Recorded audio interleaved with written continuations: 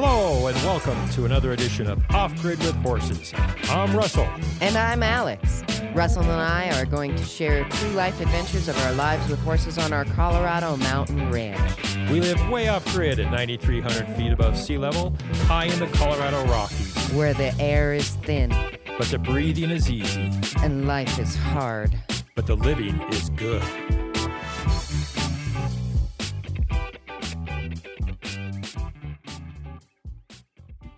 Hello again. I'm Russell. And I'm Alex. And we're here for another episode of Off Grid with Horses. We've had a very busy few weeks. We're a little late getting this episode out because we've just been busy and we've been traveling and haven't been able to get this going. We've had a busy week. We've had some sad things going on these past few weeks. Alex, why don't you tell us what's happened? Well, you know, on a ranch, whether it's off-grid or on-grid, there's always a lot of comings and goings, you know, and sometimes, like Russell and I got a new horse on a Friday 2 or 3 weeks ago, and that was super marvelous and exciting.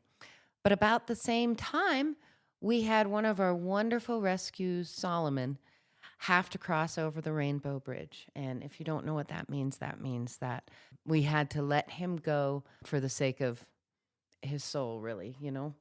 And so that's sad in some ways. He had a rough life, a really rough life, and we did our best to make him happy. He had a number of girlfriends since we adopted him, and he loved them all, although I think they all loved him more than he loved them.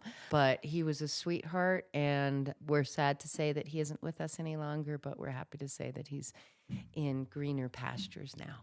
And one of the things that happened right before he passed that we thought was really incredible, we had just gotten our new Mustang, and his name at that time was Migo.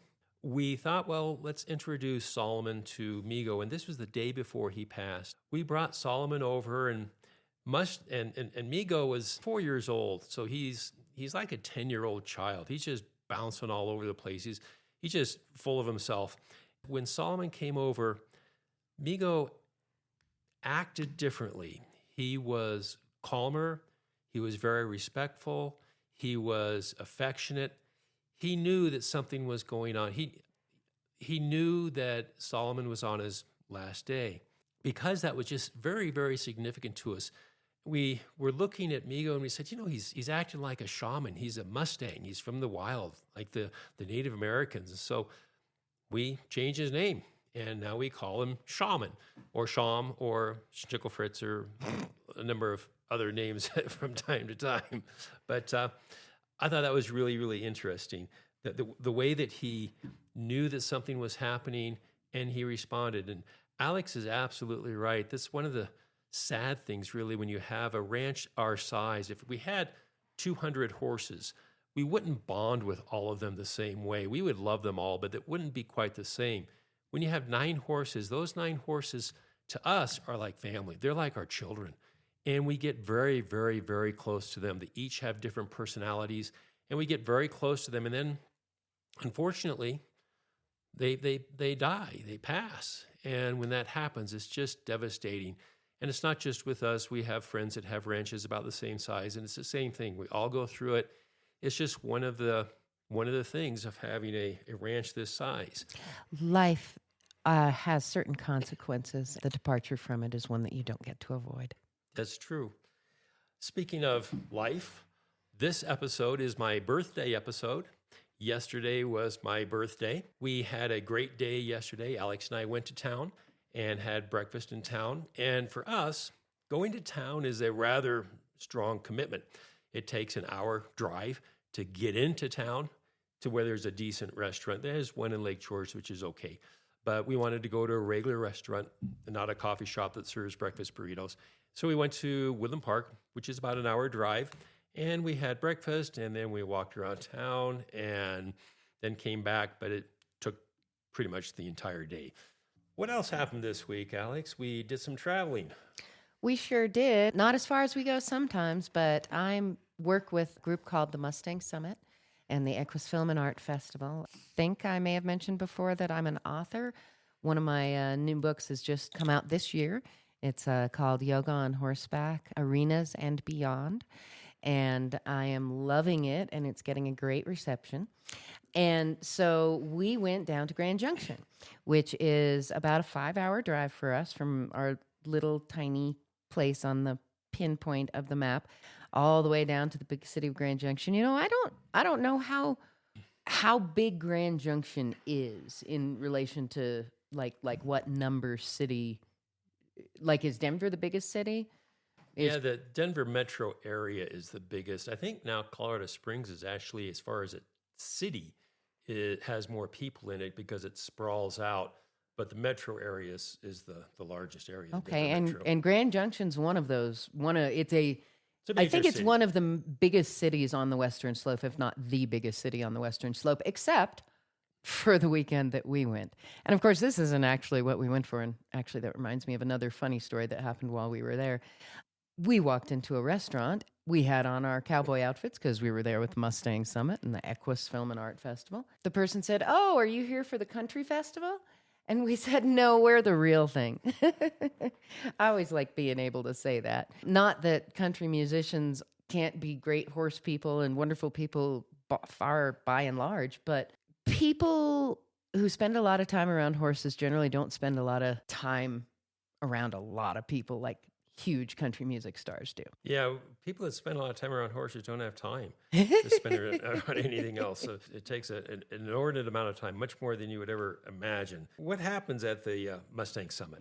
At the Mustang Summit, this was actually a prototype, which was absolutely wonderful. And what happened is the organization, the Mustang Summit, the Equus Film and Art Festival, put together with the BLM, one of the BLM's regular auctions for getting people to buy horses and one of these festivals. And so what this became is what we hope is going to end up being a prototype for Mustang Summits and for BLM auctions across the country, fingers crossed. And so there were young horses that had trainers come in for 2 days to 3 days. I was one of those, what we call Mustangers, reinventing the word from back at the last turn of the century, not the 2000s, but the 1900s. And we spend about 3 hours over 2 days in front of the public handling these yearling Mustangs that have never before been touched kindly with an intention of connection by a human being before. And then there were originally 16. I think they ended up with 14, what were called the Sweet 16. And those horses I think they were all 2 years old. They may have been 2 and 3 years old, but they were more unhandled Mustangs, but a little older. So they've got a little bit more wild in them still. And they went to foster homes for 3 months or more. I wasn't quite clear on exactly how long they were gone for. And they all came in and came back. I think every single one of them was haltered and could lead and could do various things that these people who had fostered the horses had taught them to do, that it was okay. And then there were a series of Mustangs, I'm going to go with like 20-ish, maybe 30, that were older Mustangs. They were all 3 years old and up, and they were completely unhandled, and they didn't have anyone there gentling. And how much, you say they auctioned them off, how much did these Mustangs go for? Some of the people who had handled the Mustangs really wanted them, and they got a moment on the microphone before the auctioneer took up and got to make their plea because some of them wanted to keep their Mustangs. And I had the most wonderful Mustang there, and I would love to have kept her, but we have 9 horses off grid already. And there became a very special little girl who I'll talk more about a little bit later. So those horses then get to spend time with those people, and they went anywhere from $300, maybe $350, up to for the ones that were gentled, up to over 2,000. Did we get over 2,000, or did we just get to 1,900? No, we went just over 2,000. Okay, and this is all still really fresh, so it's all still sorting out inside my mind at any rate. And those horses went for that much. And then the horses that hadn't been handled, they went for starting at 125 and up. And so what this did in changing it from a regular BLM adoption event, is that normally they would be completely unhandled Mustangs, and that would be all there was. This gave people the opportunity to take some horses that had a little bit more gentling, that had already begun to start to understand that the human world is okay and that wild isn't the only way to be. And then they had the wild ones, and some of those, I have to say, it was really remarkable. Just by having the trainers there, the people who are interested in connection, and the environment where everybody just wanted to come together to help. This wasn't a competition in any way. These were all collaborations. And what happened is the wild horses that didn't even have anybody gentling them, they all became calmer. They all started to look to people. They all started to get closer to the edges of their parameters of their fencing that they were in. And I think no one was trying to do that. That's just something that happened from what we created there. And I'd like to think that all of us, of course, but us coming from off-grid, where we have a vibrational experience daily of much more similar to what a wild horse does when they're wild, that maybe that calming influence helped everybody to be able to be a little bit happier and to be able to find the homes where they needed to go to. And when we talk about wild Mustangs, some of you listening may not realize that we are literally talking about wild horses, horses that live in the wild. They are Mustangs. In the United States, we still have wild Mustangs. They almost went extinct in the 1920s, but they've come back. And so we're literally talking about Mustangs that are from the wild. There's Mustangs in 10 states across the United States, in the western states. There's about 62,000 Mustangs and burros in what we call BLM holding. And that's Bureau of Land Management. Yep, Bureau of Land Management, yes. Thank you. And about 58,000 or so that are in the wild. And we have Mustangs in Bureau of Land Management holding because the Bureau of Land Management says that the areas that the Mustangs are in cannot support the number of Mustangs that live there. And so they round them up, put them in holding, which is not a pleasant place for most of the Mustangs. And then they do their best to sell them.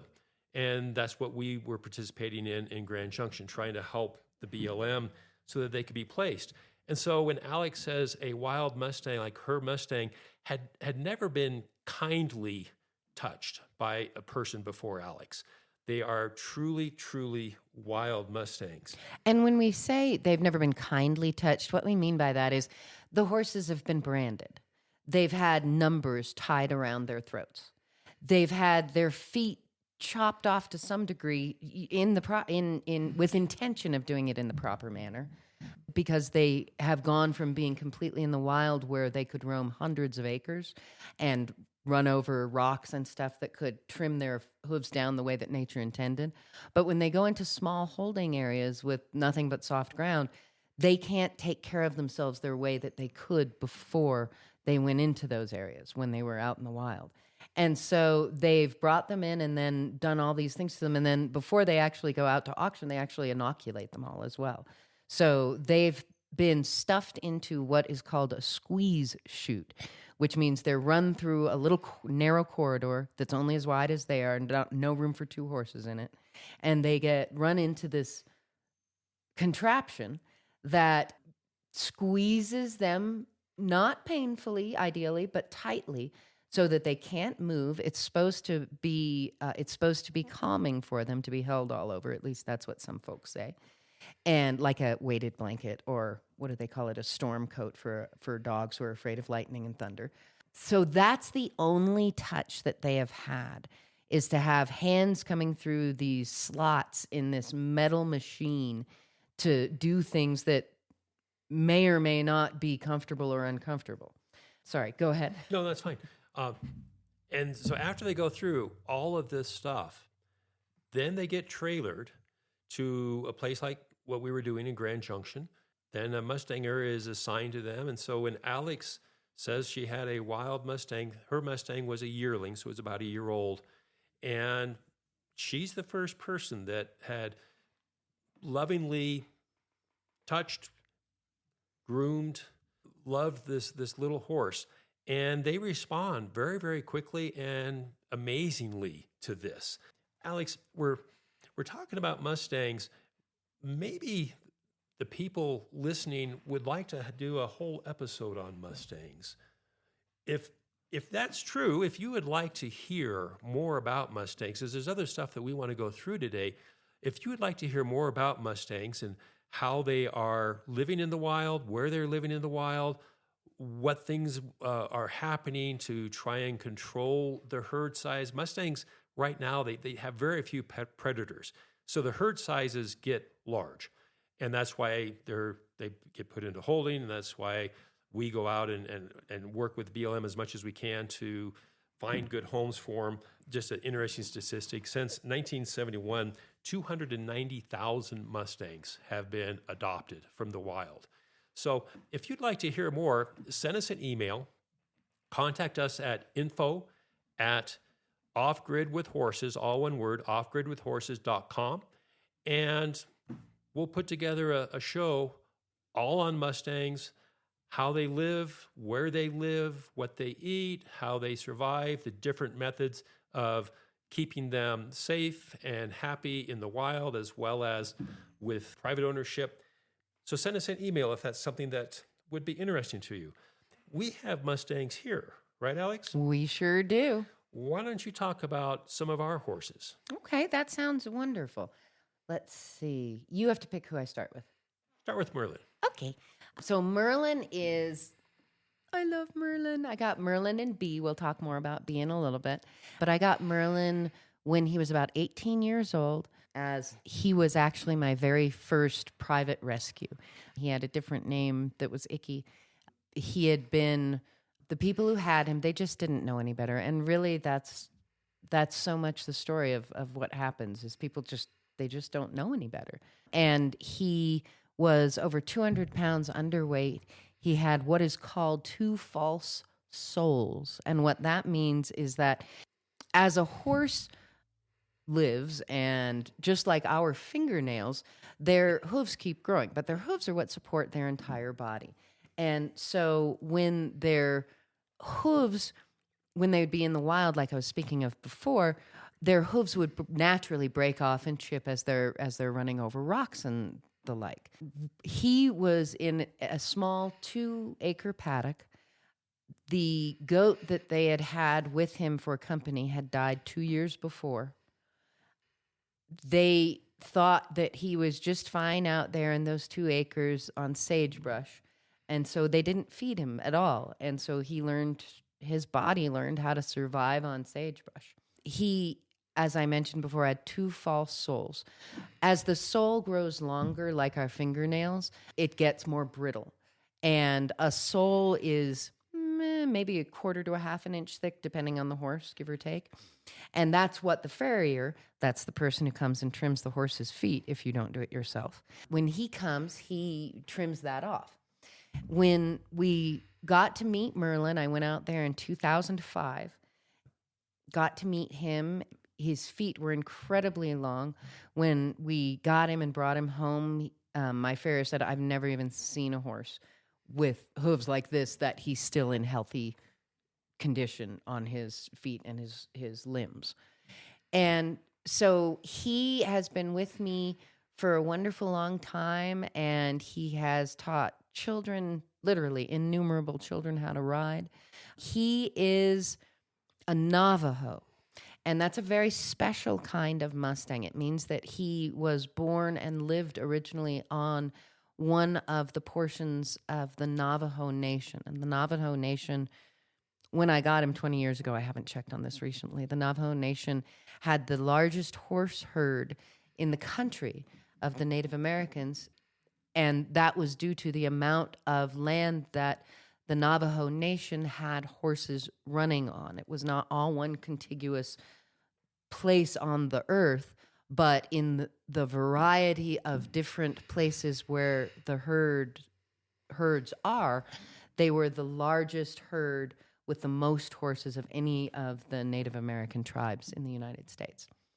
And so Merlin has what's known as the Navajo brand. That's the bar N on his shoulder. That's his, I think it's his left shoulder. Most things happen on the left of horses, so that would make sense. And there's a reason for that. Another story for the future days.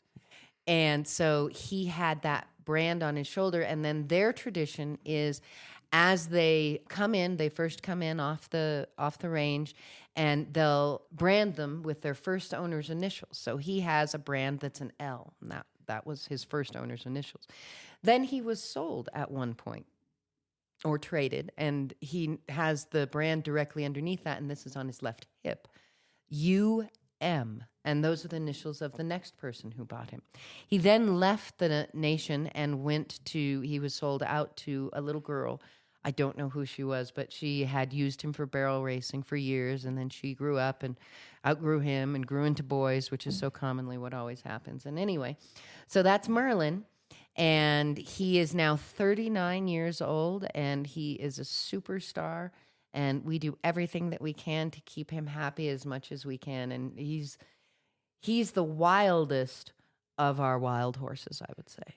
And he's had some dental work and some stuff going on. Why don't you go through that briefly of what happened? Well, my two old Mustangs have the best teeth of any of the horses that we have. My 31-year-old, that's B, he has no missing teeth at all. And Merlin only is missing 3 teeth. When the vet was here, he was having trouble. He's been having trouble eating. And so the vet came and she checked his teeth, and he had 2 loose teeth. And so she pulled them. And so now he has lost a total of 3 teeth. And he had a little trouble eating there for a little while and being sore after that. But now we've got him on antibiotics, and he's starting to do much better, thankfully. And one of our other horses, the one we already spoke to about a little bit, Shaman, he's our newest horse. He's 4 years old. And our youngest. And he's a big boy. He's about 16 hands, close to 16 hands now. Do you want to talk about what hands are so somebody has a half a clue? Sure. Hands literally is your hand. And so you have, excluding your thumb, 4 fingers. And so one hand is the size of one hand. It's 4 inches. 4 inches. And you can say it's your one hand, 1.3 or whatever hands, one hand, 3. That means it'd be one hand and 3 fingers. And that's how we measure horses. That's right. Absolutely. And so we have, say, for instance, if you said a horse like Oberon, one of our ponies, he's 10 hands tall. And so what that means is he's 40 inches. And the place we measure a horse, that's how we measure the horse. But the place we measure the horse is at the highest point of the horse's shoulder. That's what's considered the tallest point of the horse. That doesn't change by them raising and lowering their head. And that's at their withers, which is a funny word, but that's the equivalent of where the horse's shoulder blades come together. So you may have noticed that Alex knows more about horses than anybody I know, frankly. So she knows much more about them than I do. So I defer to her when she's talking about horses. She's just an expert. She's, as the saying goes, has forgotten more about horses than most people ever learn. And she's just fantastic with them. That's why she's a Mustanger and travels around the country working with these baby untouched Mustangs because, well, she speaks horse. And so she understands them. They understand her. So back to Shaman. We got Shaman, and he's wonderful. He's, say, about 16 hands. So he's tall, which was what we were looking for because I'm 6'3". So we needed a tall horse for me to ride. And he's here, and he's loving and wonderful and full of energy. And that's Shaman. Why don't you go through another horse that we've got? Well, let me talk about B because I just kind of started talking about him, and he goes along with the Mustang theme. He is A lovely critter. He's 31 years old. I literally got him on the same trip that I got Merlin on when I was looking for horses, schooling horses for myself and riding horses for some of my clients. B ended up going to one of my clients from Peru, who's an absolutely wonderful human being. And he was with him for about 10 years. And then he was from Peru, and he moved back to Peru more full time. He wasn't spending as much time here in the US. And so he gave me back my B baby, who I love very much. And B is a darling. He's a beautiful Palomino. And what a Palomino is, oh my gosh, I don't think I ever even told anybody that Merlin was a gray. Merlin is gray, which means he looks white because he's really old.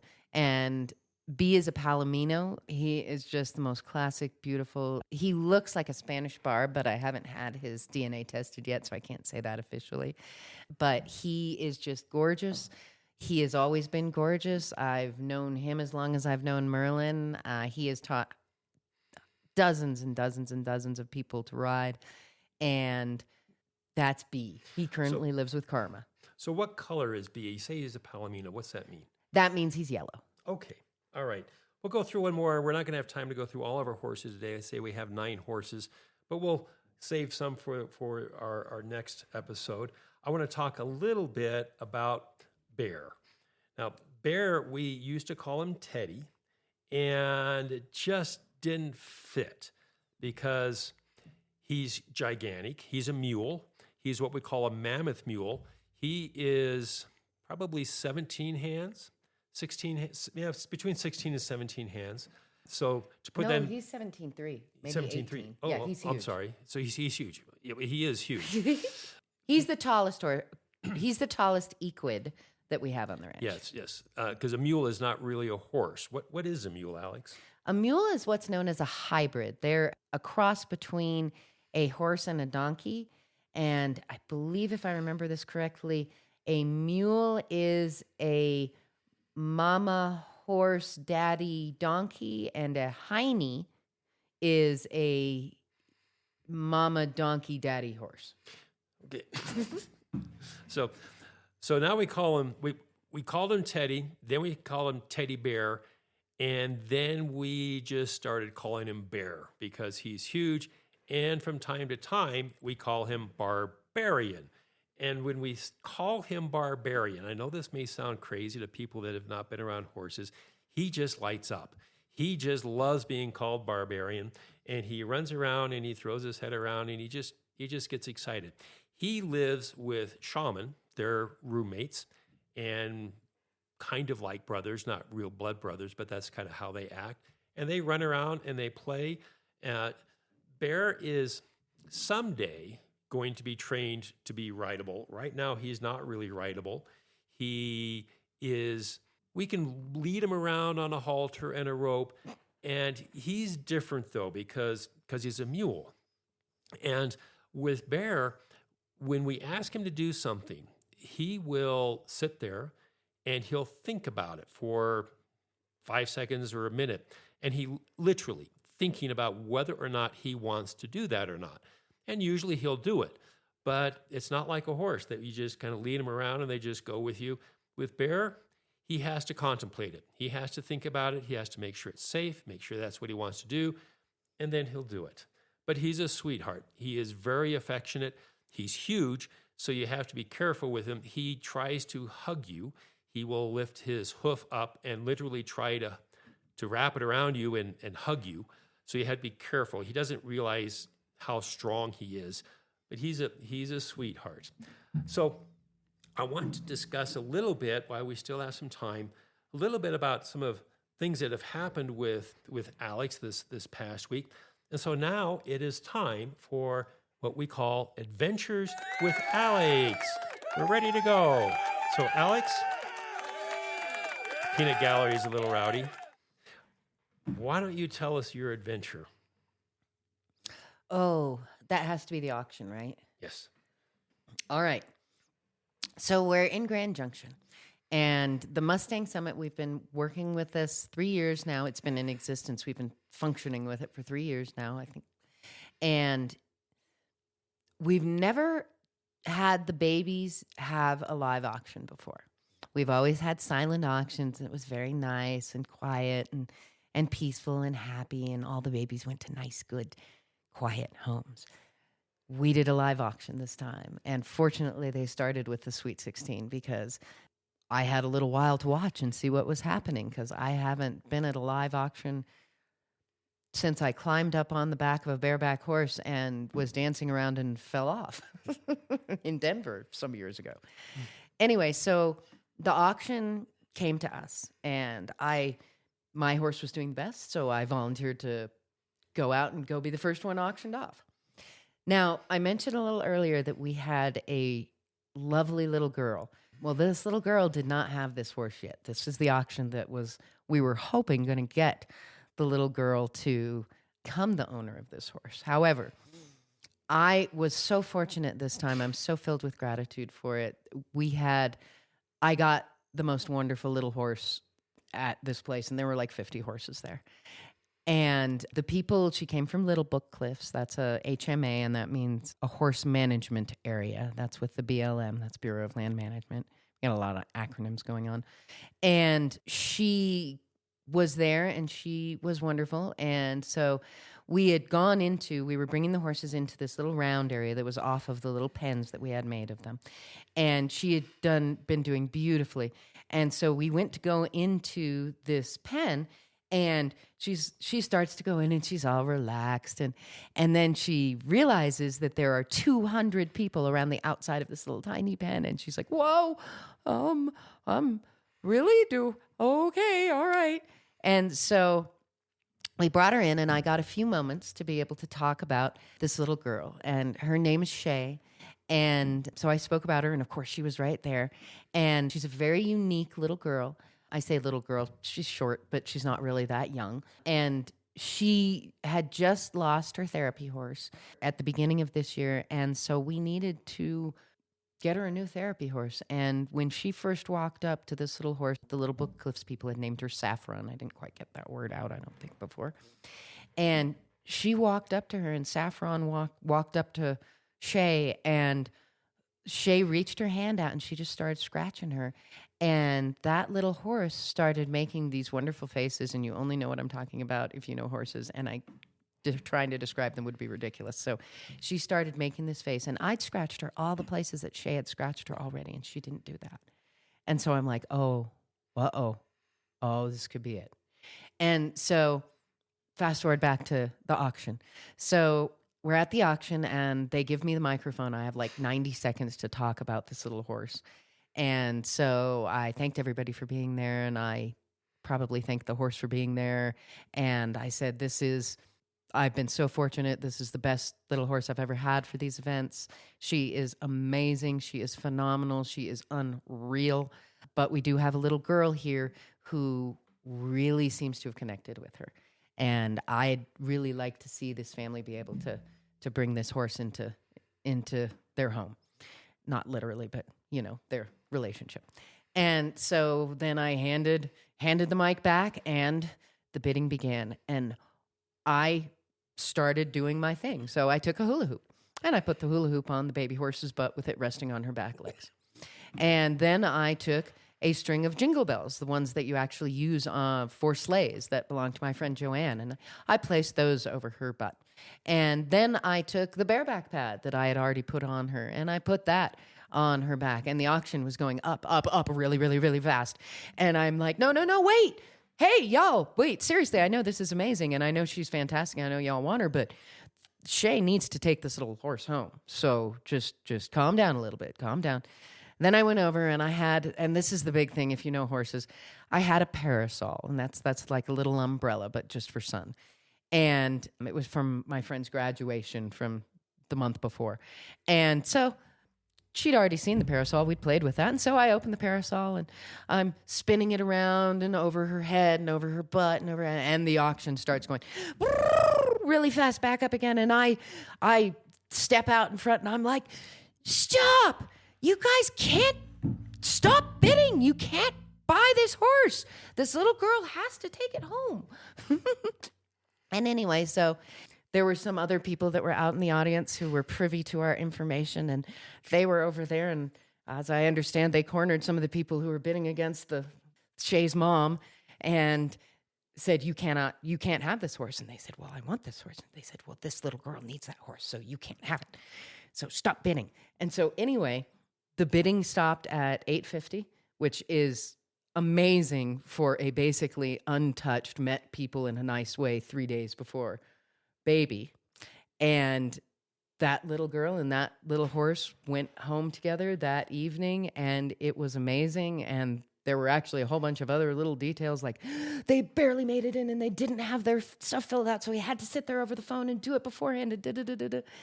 And then they had to go find all these different things. But anyway, that's the highlights. And I have to interject just a little bit during the auction. Well, and Shay is very, very special needs person. So she's very, very special.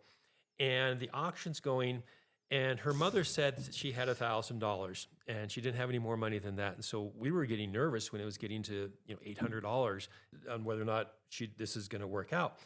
And so she's a strong personality, Alex is. So she has Shay climb up on the fence of the auction. And Alex is having everyone look at Shay and saying, this girl needs this little horse. There were people that when they saw that this little girl needed the horse, then they just kind of quit bidding. And then, as Alex said, we did have some people that knew what was going on and were literally telling people, don't bid. You can't bid. This horse needs to go to this other family. And they all did. And so it worked out well. We saw Shay and her mom with the horse. We went and visited them before we came back here, and they're doing great. Unreal. Shay is leading this little horse around in the pen, just leading her around, and she's just going. It's just so amazing. It's so wonderful. So we are about out of time, and so ends episode 2 of Off Grid with Horses. Woohoo!